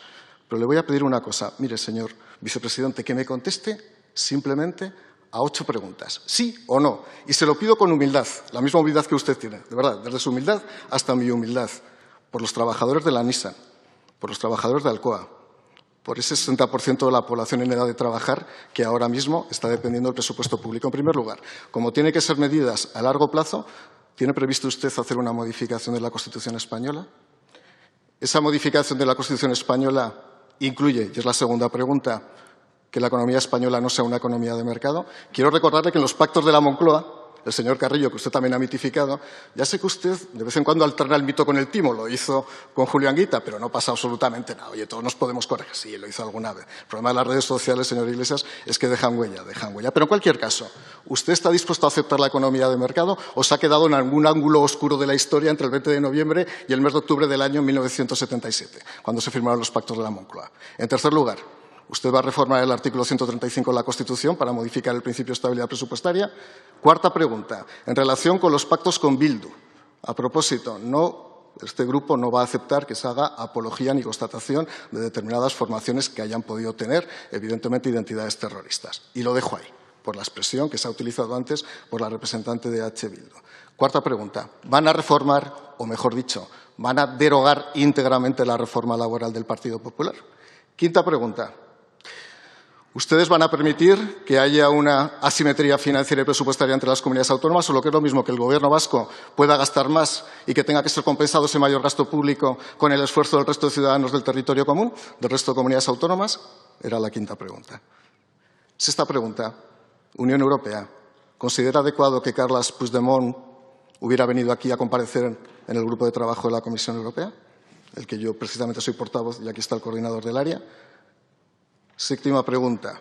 Y acabo ya. Solo quedan dos, señor presidente, y acabo ya. Muchísimas gracias. Haz solo las preguntas. No, déjame dos y ya está, porque así ya cumple. Además, como el presidente... No las decores. El vicepresidente ha numerado los 8, ya le doy los 8, pero además, desde su humildad a mi humildad, seguro que me contesta los 8. Como usted dijo en Financial Times, ¿usted cree realmente que se puede romper ese equilibrio norte-sur y que si no se rompe el equilibrio norte-sur, la Unión Europea puede extinguirse? Más o menos. Yo sé que usted me lo va a decir mejor, sí, pero usted me lo arregla luego literariamente. Y la última pregunta ya, señor, que está siendo muy generoso conmigo, ya sabe que se lo voy a agradecer por motivos múltiples y porque le tengo cierto aprecio. Y la última pregunta. Desde el punto de vista de la solidaridad europea, ¿usted cree que España tiene que ser corresponsable en la toma de decisiones o vamos a considerar a Europa una especie de gran hacedor donde nos van a dar todos los fondos necesarios sin necesidad de que haya ninguna aportación? Muchas gracias por su intervención. Perdóneme, acabo. Has hecho las 8. No, acabo con una reflexión porque lo estoy viendo aquí, le estoy viendo al señor Simancas que va a hablar ahora, estoy viendo a la señora Carcedo y no está el señor Sánchez. Que nadie se le olvida al Partido Socialista que hay un agujero negro en la historia de España que es el año 2008 hasta el 2011. Y estos señores votaron la reforma a la Constitución española. Muchas gracias. Por el Grupo Parlamentario Socialista tiene la palabra la señora Carcedo Roce. Muchísimas gracias, presidente. Muchísimas gracias, vicepresidente, por su intervención y por sus palabras. Un virus impactó en nuestra sociedad, dañó a nuestro cuerpo biológico y, lamentablemente, y aprovecho la ocasión para solidarizarme con quienes han sufrido la enfermedad y, sobre todo, con los familiares de los fallecidos, y ha impactado también en nuestro cuerpo social, nuestro modo de convivencia, nuestro sistema económico. Por eso, esta comisión tenemos que tener esa consideración de las consecuencias que tuvo nuestra sociedad y que muchas personas que están sufriendo pues tienen puestas sus esperanzas en que de aquí seamos capaces de dar respuesta a ese impacto en nuestra sociedad, en nuestra economía y en nuestra salud de este nuevo virus que ha venido y que nos ha impactado. Por tanto, gracias, vicepresidente, por ese enfoque global, pero también por esa mirada sobre los impactos en las personas. Nuestros grandes sistemas prestacionales han sufrido un enorme estrés como consecuencia de este impacto y las medidas de contención que hubo que poner en marcha. Por tanto, el recomponer y reconstruir nuestros grandes sistemas prestacionales que forman parte de nuestro estado de bienestar es una de las primeras tareas, tanto nuestro sistema sanitario como nuestro sistema de servicios sociales, la atención a la dependencia incluida, etcétera, que habían sido maltratados y habían venido siendo objeto de grandes o de importantes recortes, y que es necesario volver a reflotar, volver a revitalizar y ponerlos a la altura de lo que se espera de estos sistemas y además enfocarlos también a la prevención de desigualdades que sabemos y conocemos y que se generan y también enfocarlos hacia posiblemente, previsiblemente, como la OMS viene anunciando, nuevas pandemias que podamos sufrir y tenemos que reorientarlos y reenfocarlos a esa salud comunitaria, que es la manera más eficaz de dar respuesta al control de las epidemias. Pero también esta epidemia ha puesto en evidencia, porque ha tenido consecuencias muy importantes sociales y económicas y que ha venido a agudizar pues nuestro estado de bienestar que de alguna manera estaba inacabado y le faltaba esa última red de protección social. Con el escudo social que ha aprobado el Gobierno se ha puesto una protección a esas consecuencias más clamorosas sobre algunos colectivos y algunas partes de nuestra ciudadanía, pero que se necesitan poner en marcha medidas estructurales que den esa mirada más global y más completa a nuestro estado de bienestar, que, como decía, estaba aún inacabado por la tardía incorporación de nuestro país al estado de bienestar. Y que aquí podríamos citar pues, la necesidad de atender a la pobreza infantil, que se habían dado ya algunos pasos, pero hay que continuar y que el ingreso mínimo vital puede ser el instrumento más eficaz para esta última red de protección social y para esa mirada singular sobre los colectivos y que, por otra parte, estratégicos como los jóvenes y la infancia y que han sido los mayores paganos de las consecuencias de la desigualdad y de la anterior crisis. Por tanto, creo que esta es una oportunidad. No podemos defraudar a la sociedad española que está mirando. A mí me sorprende, honestamente, cómo la ciudadanía piensa que esta comisión va a dar muchas soluciones a nuestros problemas y no podemos defraudarlos. Representamos a la soberanía popular y tenemos que centrarnos en lo que tenemos que centrarnos y es en reconstruir estos impactos en nuestra sociedad, en nuestro modelo económico, en nuestro estado de bienestar. Y, desde luego, tenemos que ser capaces de prepararnos porque la Organización Mundial de la Salud nos viene alertando y nos sigue alertando. Adecuar nuestros sistemas prestacionales para ser más eficaces, reforzarlos y superar esos desajustes que han venido acumulando en los años anteriores. Muchísimas gracias, señor presidente. Muchas gracias, señora Carcedo. Es el turno ahora del vicepresidente para que dé las respuestas, aclaraciones, reflexiones que considere convenientes. Muchísimas gracias, presidente. Muchísimas gracias, señorías, y gracias sinceras a todos y a todas por el tono. Creo que hoy sí podemos presumir aquí de estar teniendo un debate parlamentario a la altura de una democracia consolidada y creo que eso es de agradecer y que responde a una reflexión colectiva respecto a lo que vimos ayer. Señor Mazón Ramos, le agradezco su tono constructivo. Creo que tiene usted bastante razón en lo que dice de los ayuntamientos. A propósito de la tasa de reconstrucción, señalaba usted algo que no comparto. Decía usted que podía suponer una suerte de doble imposición. No es así, porque se trata de diferentes hechos imponibles. Mientras que el IRPF grava la percepción de rentas por parte de las personas físicas y el IVA, como todos sabemos, grava el consumo de manera bastante injusta, un nuevo impuesto sobre las grandes fortunas gravaría el stock de las rentas acumuladas, la riqueza. Y fíjese, le doy algunos datos sobre cómo funciona la justicia fiscal en algunos países europeos. En el caso de Dinamarca representa el 30,8% de su Producto Interior Bruto.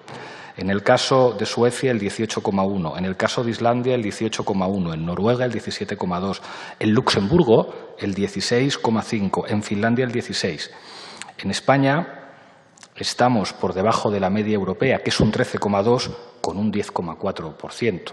No hace falta, después contestaré al señor Garcés, desafiar la economía de mercado para plantear que nuestro país se aproxime un poquito más a los estándares de justicia fiscal a nivel europeo, que es además condición de posibilidad de llevar a cabo la reconstrucción. Pero ya estamos debatiendo de eso. Alguien me preguntaba, ¿esto es una decisión del Gobierno? No. El Gobierno tenemos un programa pensado para un contexto completamente diferente al que estamos viviendo ahora, donde se indican unas líneas generales que hablan de hacer más redistributivo el sistema fiscal. Pero yo es que me creo esta comisión. Esta comisión, digamos, no es un mero ejercicio de debate académico. A mi entender, de esta comisión tienen que salir propuestas que podamos estudiar no solamente entre el Gobierno y los representantes de la soberanía popular, sino también con especialistas para plantearnos como país cómo afrontamos la reconstrucción. ¿Creo yo que se puede afrontar la reconstrucción si nuestro país no se acerca a los estándares europeos de justicia fiscal? Creo que no, creo que no. Pero si el Gobierno ha propuesto, con el consenso de muchos partidos políticos de este país, abrir esta comisión, es para que lo discutamos aquí. Y lo discutamos aquí con una perspectiva de país. Y encantados recibir ideas para mejorar el ingreso mínimo vital. Yo, cuando termine esta reunión, me voy a reunir con el señor Escrivá porque estamos todavía trabajando algunos detalles. Señora Oramas, ya sabe usted lo que pienso yo de la ley de dependencia. No se está cumpliendo lo que dice la ley, efectivamente, y hay que cumplir la ley. Nuestro objetivo como Gobierno es recuperar la posición de 2012. Pero ahora tendrán ustedes que reconocer conmigo que necesitamos unos presupuestos generales del Estado para poder cumplir la ley de dependencia. Bueno, pues eso es no una necesidad solamente del Gobierno, no solamente una necesidad de este Parlamento, es una necesidad del país, que en algún momento nos tendremos que sentar para que este país tenga unos presupuestos generales del Estado y se cumpla la ley. Y tiene usted razón al exigir que se cumpla la ley. Y fíjese, me va a permitir que le diga a propósito del Ministerio de Sanidad, no se me cae ningún anillo en reconocer que creo que tenemos el mejor ministro de Sanidad que podría haber tenido este país para unas circunstancias como las que estamos viviendo. Creo que Salvador no solamente ha demostrado una enorme calidad como hombre de Estado, sino una extraordinaria calidad humana. Y me siento orgullosísimo del ministro de Sanidad que tenemos. Señora Aizpurúa, muchísimas gracias por su solidaridad. Hacía usted dos preguntas muy importantes. ¿Cómo desarrollar estos consensos? ¿Cómo se va a mantener el escudo social? Bueno, para desarrollar estos consensos estamos aquí. Y yo creo que de lo que estamos hablando aquí y el propio tono de la discusión que estamos teniendo revelan que se empieza a abrir paso a algo que el conjunto de la sociedad nos está pidiendo. Esta crisis sanitaria tiene una traducción social y económica que no anula, que no hace desaparecer, pero que ocupa un espacio enorme respecto a otros tipos de conflictos políticos que vamos a seguir teniendo aquí. Eso quiere decir afrontar una reconstrucción que afecta al conjunto de los ciudadanos y ciudadanas de este Estado. Y la pregunta, ¿cómo se tiene que mantener? A mi humilde entender, como coordinador de las políticas sociales de este Gobierno, asumo que no hay políticas sociales si en este país no hay una reconstrucción de nuestro sistema fiscal. Asumir políticas fiscales expansivas, asumir políticas que protejan la demanda, asumir políticas que protejan nuestro tejido productivo, implica, y después hablaremos de la Constitución española, poner en valor un principio constitucional que dice que nuestro sistema fiscal tiene que ser redistributivo. E insisto en que esto debería ir más allá de ciertos debates ideológicos. Y ahora entraré, porque también se ha planteado, sobre los cambios de paradigma que se están produciendo, porque se están produciendo cambios de paradigma. No es casual que haya sectores que proceden de las escuelas económicas más ortodoxas y de planteamientos económicos muy conservadores que reconozcan la necesidad del ingreso mínimo vital o que reconozcan la necesidad de hacer políticas expansivas. Si es que vivimos en un mundo tan dominado por el marketing que tenemos que aguantar que Roosevelt debía ser bolivariano, comunista y defensor de Mao Zedong, cuando lo que significa poner encima de la mesa políticas neokeynesianas es asumir consensos que cuando históricamente se han desarrollado gobiernos de signos políticos completamente distintos, porque hablamos de intereses de país. Y en ese sentido, claro que sí, se está produciendo un cambio de paradigma y las claves económicas que podían diferenciar a izquierda y derecha antes de la crisis están comenzando a caer por su propio peso e incluso se nota en los debates que se está teniendo en Europa. Y ahora hablaremos de eso también. Planteaba el representante del Partido Nacionalista Vasco a propósito de las competencias autonómicas. Creo que ustedes no se pueden quejar en general y yo le diré que soy federalista. Creo que es absurdo identificar el Estado exclusivamente con la administración que dirige el Gobierno. Tan Estado y tan Administración son los ayuntamientos y las comunidades autónomas como el Gobierno del Estado. Es más, la gestión sanitaria de esta pandemia ha demostrado una realidad en nuestro país que el presidente definía como cogobernanza y que podríamos definir tranquilamente como una situación de soberanías compartidas. Todo el mundo reconoce que hay una soberanía compartida. Cuando miramos hacia el exterior, nuestro país no puede dirigir su política monetaria. La dirige el Banco Central Europeo. Todos sabemos que vivimos en una situación de soberanía limitada. Pero esa soberanía que se comparte entre diferentes administraciones también es una realidad hacia adentro. Y eso lo hemos visto en esta crisis sanitaria. ¿Quién tenía los funcionarios sanitarios? El sistema sanitario en España es un sistema descentralizado en su propia definición, y a mí me parece bien. Me parece que la descentralización es un patrimonio no solamente de nuestra democracia, sino de la eficacia administrativa, y así debe seguir siendo, y a mi juicio había que profundizar en ello, y quizá en esta Comisión de Reconstrucción haya que tener un debate sobre lo que significa el papel de los ayuntamientos, que ha demostrado ser crucial en una crisis como esta y demostrado que son administraciones fundamentales. A propósito, la señora Jiménez de Ciudadanos planteaba la cuestión del tercer sector, que ha salido en más intervenciones. Parece que se afirma que nosotros hemos querido recortar el presupuesto de la plataforma del tercer sector y reducir el tramo estatal de la recaudación del 0,7% del IRPF. No es así, en absoluto. De hecho, lejos de recortar el presupuesto, vamos a destinar más dinero. Este año se han recaudado 395 millones de euros para fines sociales, 131 millones más que en 2019. La novedad es que esta recaudación, que va obviamente destinada de forma íntegra al tercer sector, va a incluir también, y esto se tiene que entender, a entidades ecologistas y de cooperación, que son fundamentales para avanzar en el cumplimiento de los objetivos de desarrollo sostenible de la Agenda 2030. No se ha creado en este país una vicepresidencia con competencias específicas para la Agenda 2030 y que esto no se vaya a traducir en nada. Claro que las organizaciones ecologistas y de cooperación van a estar. Decía el señor Rego del Bloque Nacionalista Galego, hablaba a propósito de las nacionalizaciones. Yo no tengo ningún problema en hablar de esto. Son perfectamente posibles con la Constitución española. Y las nacionalizaciones no son necesariamente de izquierdas o de derechas. ¿Se acuerda usted quién nacionalizó Bankia? Un gobierno del Partido Popular. Claro, si a mí lo que me proponen es nacionalizar pérdidas, es socializar pérdidas para luego privatizar los beneficios, pues a lo mejor eso no me convence demasiado. Es decir, el interés general tiene que contar siempre con los instrumentos jurídicos que prevé la Constitución española para defender el interés de todos los ciudadanos españoles. Pero no caigamos en la trampa de la derecha de decir, no, es que las nacionalizaciones son de izquierdas. Depende.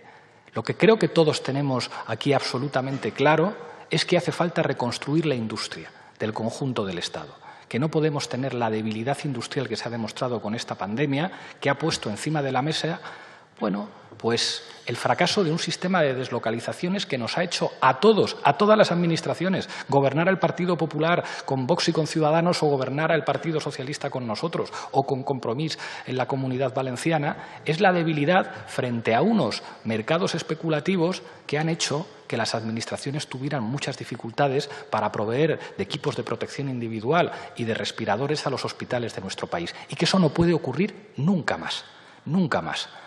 Si las pandemias son una nueva realidad con la que habrá que vivir, una democracia avanzada tiene que contar con mecanismos propios para hacerle frente sin poder ser presa de comportamientos propios de buitres, como vimos durante las semanas más difíciles y más graves, donde vimos auténticas acciones de piratería, inaceptables en un orden internacional democrático. En ese sentido, los instrumentos jurídicos que prevé la Constitución están ahí.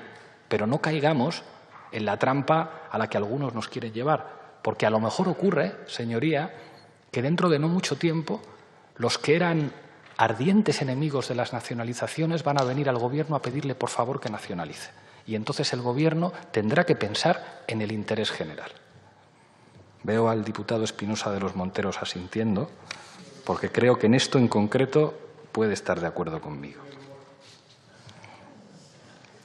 Señor Baldoví, ha sido usted gracias también por su solidaridad, por su intervención, ha sido usted muy específico a propósito de la participación de las comunidades autónomas en la negociación del ingreso mínimo vital.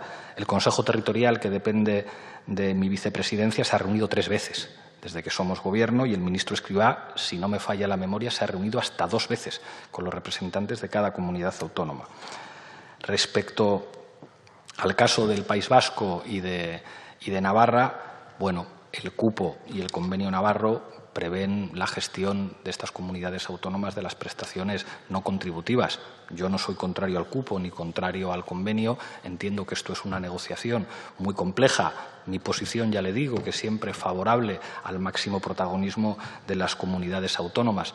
En este caso, creo que también lo decía el diputado del BNG, lo que efectivamente establece el ingreso mínimo vital es un suelo, es un mínimo, que no es incompatible con que las comunidades autónomas, en el marco de sus competencias, puedan disponer las ayudas sociales o complementarias que consideren. Es más, esto seguramente es necesario, porque no es lo mismo tener 600 euros en Madrid que tener 600 euros en otros lugares de nuestro país donde el coste de la vida es diferente. Entonces, yo creo que la colaboración entre distintas administraciones, también los servicios sociales de los ayuntamientos, es absolutamente fundamental. Pero creo que es sensato que la Seguridad Social pueda construir un instrumento que va a servir para que muchas familias que están en una situación de vulnerabilidad, algunas de ellas sobrevenida como consecuencia de la COVID-19, tengan un mínimo instrumento, y creo que es una cosa que tendríamos que celebrar todas las formaciones políticas. Señor Rufián, gracias también por su solidaridad. La cuestión de las nacionalizaciones creo que he respondido ya. Y, efectivamente, creo que tenemos que constatar el fracaso del modelo de deslocalizaciones. Y el modelo de deslocalizaciones lo han defendido en el pasado muchas formaciones políticas que se emocionan con símbolos diferentes. Incluso pudo llegar a ser un consenso muy amplio entre formaciones políticas que deslocalizar o que las privatizaciones descontroladas podía ser algo bueno. Yo creo que eso ha cambiado para siempre, porque ahora se ha visto las vulnerabilidades de un país cuando se tiene que enfrentar a ciertas situaciones. Trabajemos. Creo que en eso nos podemos poner de acuerdo. De las intervenciones de la señora Castañón y la señora Carcedo, me quedo, lo expresaban de manera distinta, pero era básicamente lo mismo: no podemos defraudar a la sociedad. No podemos defraudar a la sociedad. Creo que la gente no espera de esta comisión un bronco ruido parlamentario, espera que seamos capaces de ponernos de acuerdo en algunas cosas y que podamos dejar a un lado los intereses de partido para tratar de trabajar en una dirección de intereses de país. Entiendo por su sonido, presidente, que tengo que ir acabando. No era un sonido muy honesto. Es tan educado que raspea para sugerirme. Yo hubiera pasado un papel así. Así, directamente, ya está. Los vascos no usan matices. Su señoría de Vox, fíjese, a propósito de las residencias, no le entiendo mucho. Dice usted que los recortes de 5.000 millones no tienen nada que ver con la situación de vulnerabilidad a la que se han visto sometidos nuestros mayores. Dice usted que el hecho de que el 75% de las residencias estén privatizadas y que sus trabajadores estén en condiciones de absoluta precariedad, que las residencias hayan estado en manos de conocidos corruptos, que eso no tiene nada que ver con que hayan muerto muchos de nuestros mayores. Mire usted, le soy muy claro y le soy claro con datos. Ha dicho usted que la clave del problema era que no se les trasladó a los hospitales. Bueno, el Gobierno que ustedes sostienen, el de la Comunidad de Madrid, según publica un documento del Hospital Infanta Cristina, demuestra que había órdenes de rechazar el traslado de ancianos con síntomas de coronavirus de las residencias de mayores a los centros sanitarios cuando se produjo el pico de la pandemia. Ante la situación de saturación general y por indicación de la dirección médica dada esta mañana, no se permite el ingreso de pacientes de residencia en el hospital. Y ustedes sostienen ese Gobierno. Ustedes gobiernan en la comunidad. No me interrumpa, señoría. Yo no le he interrumpido en ningún momento. No hay diálogos. Ustedes gobiernan en la Comunidad de Madrid. Ustedes son los responsables de que no se produzca el traslado y tiene usted la desfachatez de venir aquí a decir, no se ría, que estamos hablando de muchos muertos, y tiene usted la desfachatez de venir aquí a decir que la responsabilidad es nuestra. Mire usted, le voy a leer la orden que dictó el Ministerio de Sanidad el 23 de marzo. Se faculta a la autoridad competente de la comunidad autónoma en función de la situación de epidemia y asistencial de cada centro residencial o territorio concreto y siempre atendiendo a principios de necesidad y de proporcionalidad, a intervenir los centros residenciales objeto de esta orden. La autoridad competente. Los centros residenciales a los que se refiere esta orden quedan sujetos a la inspección de los servicios sanitarios de la comunidad autónoma correspondiente. Los empleados públicos designados por las comunidades autónomas para llevar a cabo estas inspecciones podrán realizarlas en cualquier momento. Esto es lo que dice la ley. Nosotros reforzamos las competencias de las comunidades autónomas. Les dimos 300 millones. El Ministerio de Sanidad les dio la indicación de que consideraran al personal sanitario personal como servicios esenciales, que en la distribución de equipos de protección individual tuvieran la misma consideración que los trabajadores sanitarios. ¿Y sabe qué? A pesar de que esto es responsabilidad de quien es, yo no le voy a decir que ustedes han asesinado a nadie y que ustedes han asesinado a muchos de nuestros ancianos, como su grupo político ha dicho de nosotros. Pero reconozcan ustedes que las privatizaciones, reconozcan ustedes que poner las residencias de mayores en manos de fondos buitres, reconozcan ustedes que lo que hicieron el Partido Popular, del que son ustedes una escisión con las ayudas a la dependencia, con los recortes, ha colocado las residencias de mayores en nuestro país en una situación enormemente precaria. Y si me permite un consejo, la mentira, incluso en política, tiene las patas muy cortas. Señor Garcés, dice usted que me ha hecho 8 preguntas, yo he apuntado 9. Le contestaré a las 9. La modificación de la Constitución. Usted sabe las mayorías parlamentarias que hacen falta para modificar la Constitución. Los grupos parlamentarios que sostienen al Gobierno, que están presentes en el Gobierno de coalición, no tienen mayoría para impulsar una reforma constitucional. Pero si la sede de la soberanía popular articula mediante acuerdos los acuerdos necesarios para que se produzca una reforma de la Constitución, pues se podrá producir en el marco de la más absoluta normalidad institucional. Ya le digo que a mí la Constitución me parece un mínimo común denominador bastante útil, tal y como está, para afrontar la reconstrucción, con sus defectos y con sus límites. Pero creo que en un momento como este, los artículos sociales de la Constitución permiten avanzar mucho, incluso con sus límites.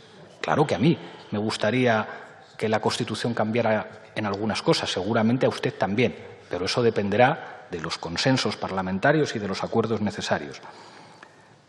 Si tengo yo algún problema con la economía de mercado, si es que fíjese lo paradójico que defender medidas neokeynesianas es básicamente proteger las condiciones de posibilidad de la economía de mercado. Podría usted alegrarse, si quisiera, de su victoria ideológica, porque en realidad lo que nosotros estamos haciendo al plantear políticas que sean capaces de sostener la demanda agregada es facilitar condiciones de posibilidad mínimas para que la economía de mercado no colapse.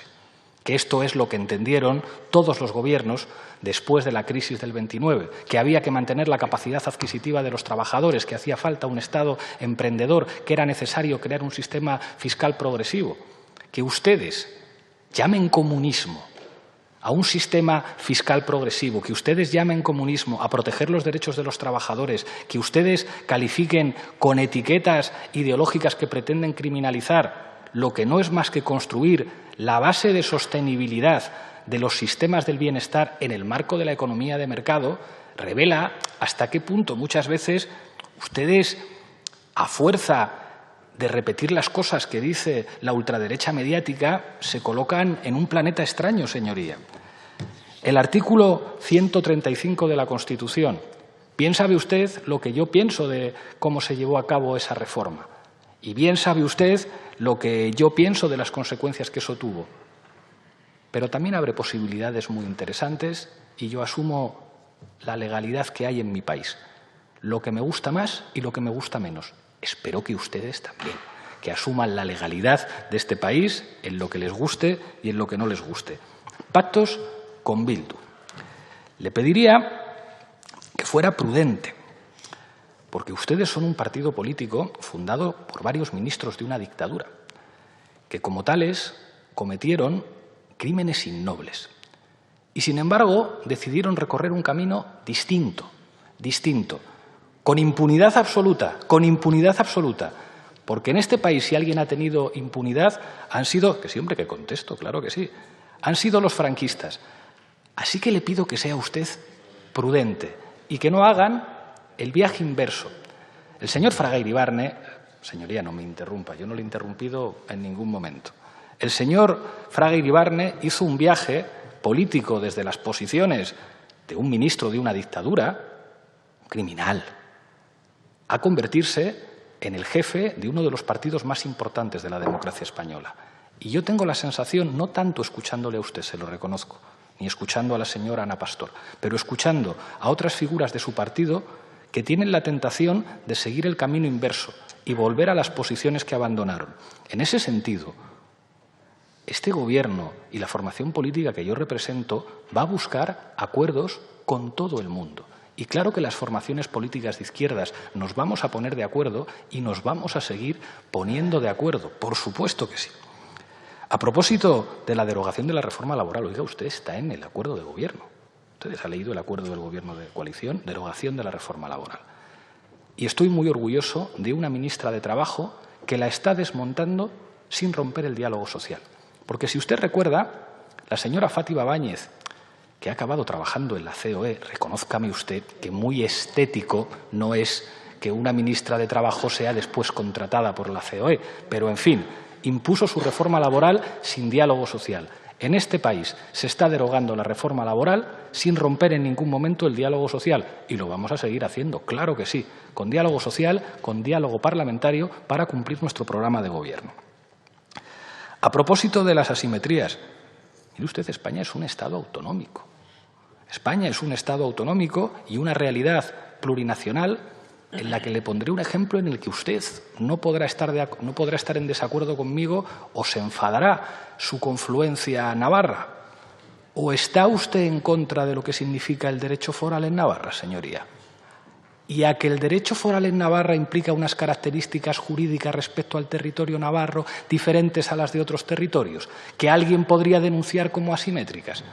Es que España es plurinacional, señoría, con diferentes sistemas jurídicos en el ámbito civil e incluso con diferentes sistemas de relación económica. Un ministro de Exteriores de su partido llegó a reconocer que si el Estado español llegaba a un acuerdo internacional que afectaba a las competencias del Gobierno vasco, el Gobierno vasco debería estar sentado en esa mesa. Un ministro de Exteriores de su partido.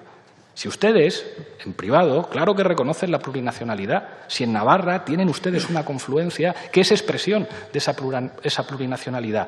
Entonces, yo entiendo que haga determinados discursos, pero les recomiendo que vuelvan a ser ustedes una formación de Estado. Carles Puigdemont, ¿sabe lo que le digo? Yo estoy dispuesto a dialogar con cualquiera. Con Carles Puigdemont también. ¿Y sabe por qué? Porque es el representante, es el jefe de una formación política a la que votan muchos españoles. Y como la votan muchos españoles, es un interlocutor. Se puede imaginar la opinión que tengo yo del señor Espinosa de los Monteros o del señor Abascal. Pero les han votado muchos ciudadanos españoles. Y aunque a veces parezca que más quieren dar un golpe de Estado que proteger la democracia española, estoy dispuesto a dialogar con cualquiera, señoría. A propósito de Europa y la relación norte-sur, hombre, ¿estará usted de acuerdo conmigo? Presidente, le ruego tome cartas en el asunto. Acaba de decir el ponente que nuestro grupo parlamentario parece que quiere dar un golpe de Estado. Es una manifestación absolutamente intolerable, que falta a la verdad y que es tremendamente ofensiva para nuestro grupo parlamentario y los 4 millones de personas que la han votado. Por tanto, le ruego que tome cartas en el asunto y le pida rectificación. Ha dicho que parece que, no que vayan a dar un golpe de Estado. Por lo tanto, no es que no tiene la misma categoría. Claro, no tiene la misma categoría y aquí alguno tiene la piel muy fina. Lo que pasa que es que estoy hablando yo y no tienes la palabra. No, pero ya habías cogido el micrófono y nos conocemos. Ya sé que a veces no nos gusta escuchar algunas cosas, pero eso significa también libertad de expresión. Decir lo que uno quiere decir y tener que escuchar lo que uno no quiere escuchar. Claro, yo le preguntaré al vicepresidente si quiere retirar esas Le agradezco palabras. que me haga la pregunta. Voy a ser todavía más preciso. Yo creo, señor Espinosa de los Monteros, que a ustedes les gustaría dar un golpe de Estado, pero que no se atreven. Porque para eso, además de desearlo y de pedirlo, hay que atreverse.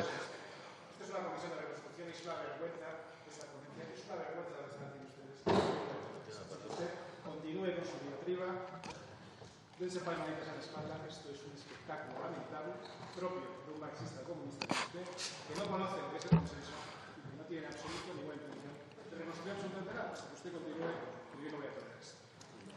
¿Y en qué se traduce que usted no lo vaya a tolerar, señoría? No me entren Digo, en diálogos por de este saberlo. tipo, no. No entren en diálogos de este tipo. Cierre al salir, señoría. Por último, a propósito de la corresponsabilidad en Europa, claro que sí, por supuesto. Y claro que los estados del sur de Europa, y en particular países como España y como Italia, que representan la tercera y la cuarta economía de la zona euro, junto con países como Portugal, creo que tenemos que reivindicar juntos en Europa lo que significa la corresponsabilidad. Porque estará usted de acuerdo conmigo, señoría, como español, que a veces es molesto cuando escuchamos algunos discursos del norte que dicen que la Unión Europea es un negocio estupendo para los países del sur y que, sin embargo, nos lo tienen que financiar los del norte. Yo estoy convencido que a usted, como español, eso le molesta, porque no es verdad. Porque la Unión Europea es un proyecto que genera mucho interés para todos los países. Y estará usted de acuerdo conmigo en que para Alemania contar con el mercado español o con el mercado italiano es enormemente importante. Y, por lo tanto, hay que poner un debate encima de la mesa y decir que si somos socios, somos corresponsables. Y que si somos socios, los estándares de bienestar social tienen que empezar a armonizarse. Que no puede ser que los niveles de bienestar que se disfrutan en algunos países sean un sueño inalcanzable para algunos socios de la Unión Europea. Y que tiene que haber cierto respeto. Y que no se pueden tolerar ciertos discursos racistas con respecto a los países del sur. Y fíjese, soy optimista. Creo que en Europa muchos que hace tiempo pensaban de otra manera están comprendiendo que hay que construir instrumentos de solidaridad para que la Unión Europea siga siendo posible en el futuro y sea un espacio geopolítico donde la justicia social y el respeto de los derechos humanos, con defectos, con dificultades, con todos los problemas, sean una referencia que nos diferencie a los ciudadanos europeos de ciudadanos que viven en otros lugares del planeta. Y creo que en esto, a pesar de nuestras diferencias ideológicas, debería haber un mínimo común denominador que nos permitiese caminar juntos. Muchísimas gracias, señorías. Muchas gracias. Y gracias en nombre de la Comisión por su presencia y sus aportaciones. Perdón, ¿Sí? solo quisiera una intervención. El señor vicepresidente ha respondido a todos los intervinientes, menos a mi formación política. Y quisiera saber si era un olvido o era una decisión política. No, discúlpeme. Discúlpeme, señoría, le pido disculpas. A propósito de los informes de Amnistía Internacional, creo que conoce usted mi posición. Creo que sabe usted que considero tanto a Jordi Sánchez como a Jordi Cuixart dos demócratas que deberán formar parte del debate político fundamental para superar desde el consenso y desde la legalidad un conflicto político que ha hecho mucho daño. Sabe usted que he visitado en prisión a los dos. Este Gobierno va a cumplir la ley y la ley la dictan los tribunales de justicia, nos guste más o nos guste menos, pero mi posición la conoce usted perfectamente. Le quería decir también que creo que su formación política ha evolucionado en algunas cosas, pero estaría bien que lo dijeran claro. Ustedes defendieron los recortes en Cataluña, que hicieron muchísimo daño, también al sistema de dependencia. Tengo la impresión, conociendo los presupuestos que se han aprobado en Cataluña, que ustedes han evolucionado en una dirección positiva respecto a la convergencia del pasado. Pero no estaría mal que lo dijeran. Creo que ustedes no pueden sacar pecho de las políticas que hicieron en Cataluña para afrontar la crisis económica. Toda la razón respecto a la lucha contra el fraude fiscal es imprescindible y los datos señalan que cada euro que se invierte en la lucha contra el fraude fiscal se traduce en muchos más recursos para la en muchos más recursos para la ciudadanía. Espero haber respondido a sus preguntas, señoría, y discúlpeme. Muy bien, muchas gracias, vicepresidente, en nombre de la Comisión, por su presencia, por sus aportaciones que ojalá sirvan para enriquecer los trabajos que tenemos encomendados. Bien, el siguiente punto del orden del día, que es la comparecencia de la vicepresidenta tercera, está previsto para las 3 y, por lo tanto, suspendemos la sesión hasta esa hora. Nos quedamos un momento los de la mesa. Bueno, pues no podemos, pues luego. No podemos.